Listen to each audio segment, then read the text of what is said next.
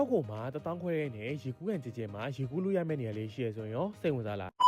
ပထမဆုံးအနေနဲ့ဆိုရင်တော့ကျွန်တော်တို့ကလော်ကာလေးယူပြီးတော့အခုလိုမျိုးပစ္စည်းလေးတွေကိုသွားသိမ်းပြီးတော့ outfit လေးကိုအရင်ဆုံးလဲလိုက်ပါတယ်အခုဆိုရင်တော့ outfit လေးလဲပြီးသွားပြီဆိုတော့ရေကူးကန်နဲ့ဆင်းဖို့အတွက်ရှာဝါနေရာလေးမှာရေလေးချိုးပြီးတော့ရေကူးကန်နဲ့ဆင်းတော့မယ်ပေါ့နော်ကျွန်တော်ရေသွားကူးခဲ့တဲ့နေရာလေးကတော့ Hotel Grand Vista ရဲ့ Indoor Swimming Pool လေးမှာရေသွားကူးခဲ့တာပေါ့နော်သူကတော့ hotel မှာမတဲပြင်မဲ့လေအပြန်နေလာကူးမယ်ဆိုရင်တော့ extra ချက်အနေနဲ့တယောက်ကို1000ခွဲပေးပြီးတော့ရေကူးလို့လဲရပါတယ်အခုသဘောကျတာတစ်ခုကသူ့ရဲ့ရေကူးကန်ကလေအရင်လဲမနှက်ဖ နဲ့ရေကူးကန်လည်းကျဲတာဖြစ်တဲ့အတွက်အခုမှရေစက်ကူးတဲ့သူတွေအတွက်လည်းဒါလေးကလည်းတော်တော်လေးအဆင်ပြေပါတယ်ကျွန်တော်သွားခဲ့တဲ့နေတော့ဆိုရင်တော့လူလေးလည်းရှင်းတာမလို့ဒါလေးကလည်းတော်တော်လေးအဆင်ပြေခဲ့တယ်ပေါ့နော်ရေကူးကန်နှုံသားလေးတွေအနေနဲ့ဆိုရင်တော့လူကြီး1000ခွဲဖြစ်ပြီးတော့ကလေးဆိုရင်တော့1000ပေးရပါတယ်ရေကူးကန်လေးရဲ့ဘေးမှာလေပူပါလေးလည်းရှိသေးတာဆိုတော့တငယ်ချင်းတွေအဖွဲလိုက်သွားမယ်ဆိုရင်တော့ရေလေးကူးပြီးတော့ပူပါလေးမှာတောက်ရင်းဆိုင်ရင်းနဲ့အေးဆေးချိလို့လည်းရပါသေးတယ်ကျွန်တော်တို့ကရေလေးကူးပြီးတော့ဘိုက်ဆာလာနဲ့အခုလိုမျိုးနည်းနည်းလေးဝေစားခဲ့သေးတယ်ပေါ့နော်ငါကလေဟိုတယ်မှာမတဲပဲနဲ့အပြန်နေရေလာကူးတဲ့ကျွန်တော်တို့လူတွေအတွက်ဆိုရင်လည်းအခုလိုမျိုး toilet တွေနဲ့ shower room လေးလည်းထားပေးထားတော့ဒါလေးကလည်းတော်တော်လေးအဆင်ပြေပါတယ်ပြီးရင်တော့ hair dryer လေးပါထားပေးထားလည်းတွေ့ရပါသေးတယ်ဟိုယူသွားကူးခဲ့တဲ့နေရာလေးကတော့ Google Map မှာဆိုရင်တော့ Hotel Grand Vista ဆိုပြီးတော့ရှာလို့ရတယ်ပေါ့နော်လိပ်စာလေးအနေနဲ့ဆိုရင်တော့အမှတ်335